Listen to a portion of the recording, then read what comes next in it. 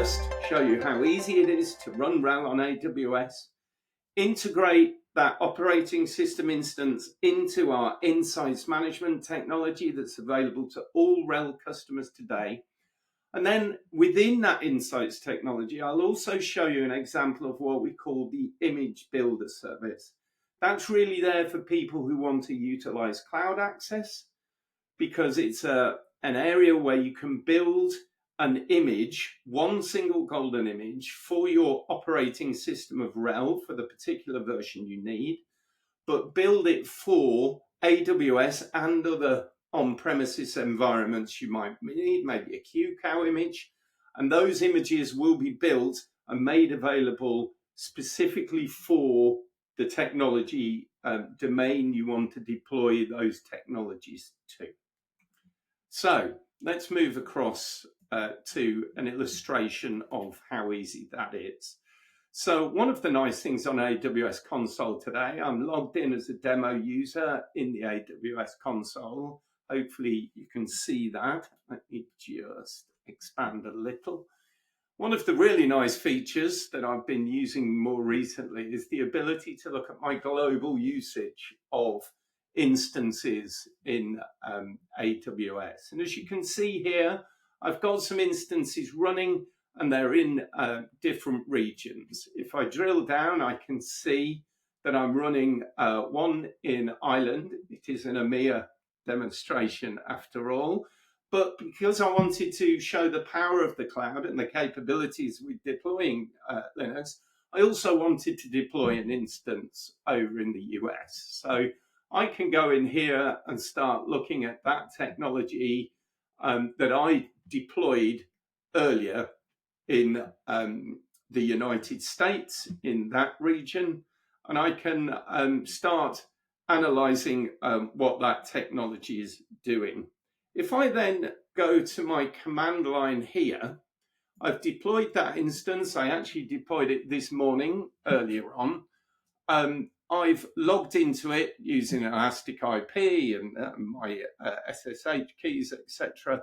I've logged into that node, and all I had to do was run two commands, because if we look quickly, if I have a look at the version of the server that's running, it's actually a 7.7 version of RHEL.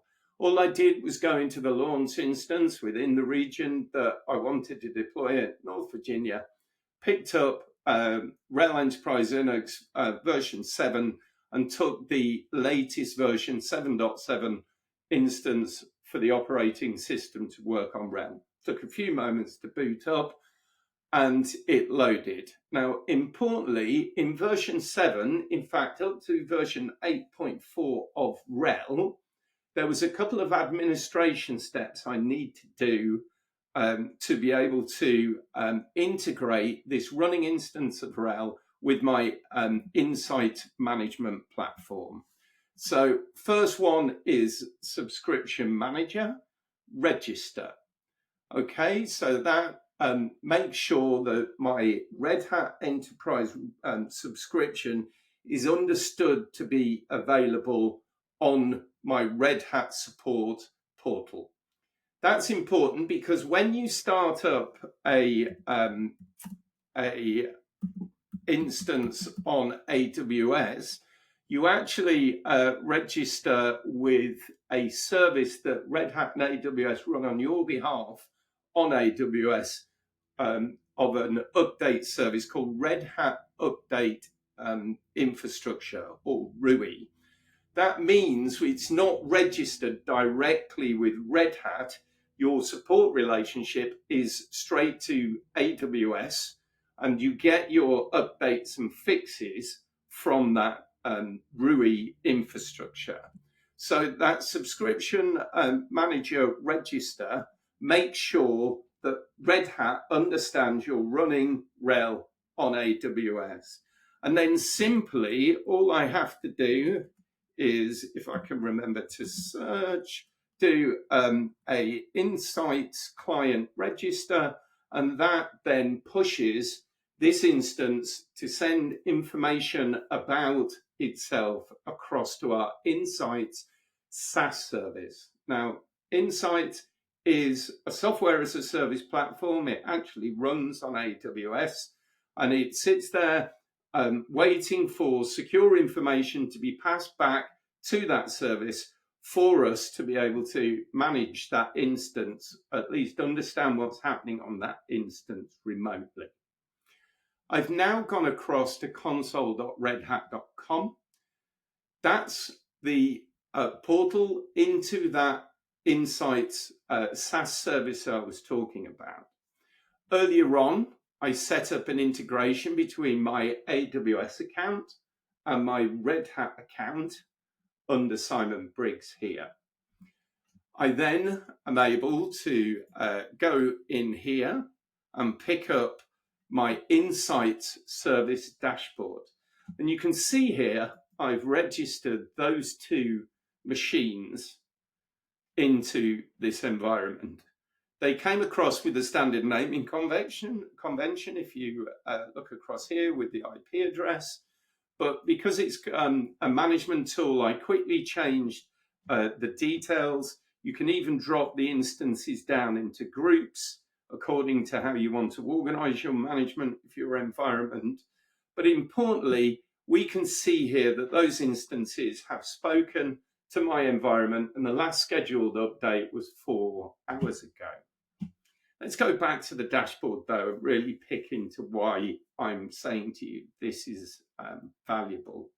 Importantly, what we're doing with the data that's packed up and delivered to Red Hat is we're bringing back information about the configuration of those instances.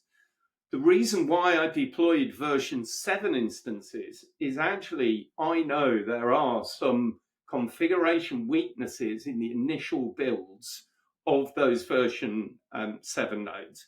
Now, it'd be quickly solved if you did a RUI update using Yum, but I didn't want to do that. What I wanted to do was show you that actually our Insights tooling is helping you as an organization identify alerts. And of course, these alerts can be pushed out to you in many different ways. And the major one here is telling us that we have an insecurity because of the configuration of the IMDS service, and it's actually showing itself on the North American AWS instance that I've run. If I drill into it, it gives me more detail of that instance and tells me what other issues are actually running. I've got a K-dump issue where the kernel hasn't got enough memory space and the time service isn't particularly well configured on this instance today. Importantly, if I go down into the information here, it tells me exactly what I need to do. So if I go onto that node, run update cloud init, I can remedy that problem under the resolve tag. Interestingly though, I've got multiple machines working across multiple regions. So automation across those environments, rather than logging into each server and running a management command, is probably a better way of managing the environment. And because of that, we actually integrate what we call remediate actions into this management platform to allow you to create a workbook which would allow you to utilize our automation tooling, Ansible, which will be able to then be deployed against multiple servers if they have a problem at this point. If I go back on the node, just make sure I've committed that fix. It shouldn't take a second. And then if I just do an update on my Insights client, then my information in my dashboard will change, and my machine itself will be cleared from that particular error, and we will be able to work forward. There's many other capabilities in this insight service, such as it can highlight to you CVE patch levels that need to be updated. Having said that, whenever you boot a RHEL instance, whether it's in the cloud or on your premises, please update the machine straight away to make sure you get the latest patches. That's a standard behavior, but I've just left that process not happening so I can show you how this insights tooling is allowing you as an organization to, from one easy to use portal, be able to understand how your cloud estate is performing and whether it's compliant against standards. So we've got the ability to look at vulnerability, also look at your SCAP scans to look at compliance, etc. All that tooling's within there. It helps you understand what risks your Linux instances might be experiencing, and also gives you fast access to remedies that take away those risks across large estates. One thing I was going to quickly touch on there was the third part of this demonstration that I was talking to you about, the ability to build images. I built a RHEL 9 image just to illustrate if you want to move forward on the life cycle of Red Hat Enterprise Linux, you really want to be looking to move from 7 through 8 into 9. And I've got an illustration here of building an image using this tooling. It's very straightforward. You just drop down, you can choose AWS, you can choose QCOW. You can then take the source that I showed you earlier that immediately integrates this service to the AWS service that we're utilizing. And here I've set up some automation keys, which allows us to build out our technology. So once we take this image, deploy it into a region in AWS, as soon as it starts, it will come back and register with the subscription service, register with Insights, so you don't have to do those 2 command line instructions on version 9, in fact, anything above 8.4, because we're using the keys capability when building our instance. You can set up your configuration, you can choose particular packages that you would like to drop into your platform, and even bring across custom repositories for your software sets. It's as easy as that. You then have an image RHEL example. You can obviously manage it with descriptions, etc., and you can start a build. That build takes a bit of time, so I'm not going to demo it. I did it earlier with my RHEL 9 golden image here. You can then, once it's built, it will get put in your parent region. My parent region was US, so I wanted it in Europe. So I just shared it across to my EMEA region of Dublin, and we can choose other regions where I've got those. It will list what's configured in my console access on AWS. So EU Central, push it out to Frankfurt, so Dominic will see it much closer to him. Okay, so that's a quick demonstration. I've gone in, I've worked through, I've been able to deploy instances very rapidly. I've just been able to choose at the point of launch instance a RHEL operating system, and then with a few commands, I've been able to consolidate all those systems into Insight Manager to be able to manage them moving forward. I can also then take an image of a golden instance of RHEL and then use that for any cloud instances, cloud access images that I want to utilize on AWS, because I've got remaining subscriptions where I don't want to pay twice for the Linux part. I can use that golden build, publish it into AWS, and be able to use that AMI or ARMI immediately to deploy those cloud access instances into AWS to work as part of that cloud estate. Simon, let me ask you a question on behalf of our audience.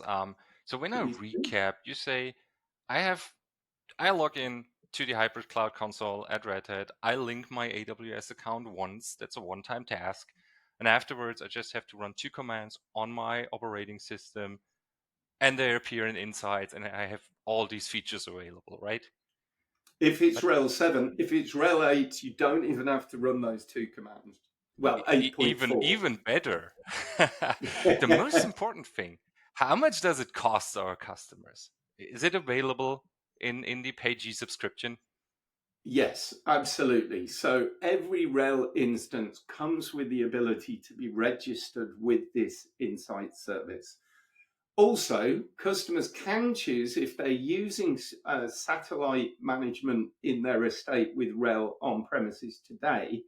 You can even take the integration with Red Hat update infrastructure, RUI on AWS, and you can flip that over to work with your satellite. And that's actually part of the AWS RHEL subscription as well, if customers want to manage their estate from one management tool. In that case, a lot of the capability you have within Insights is within satellite, so it would probably replace what I've been demoing here, but it's available no extra charge for the customers of AWS. Excellent.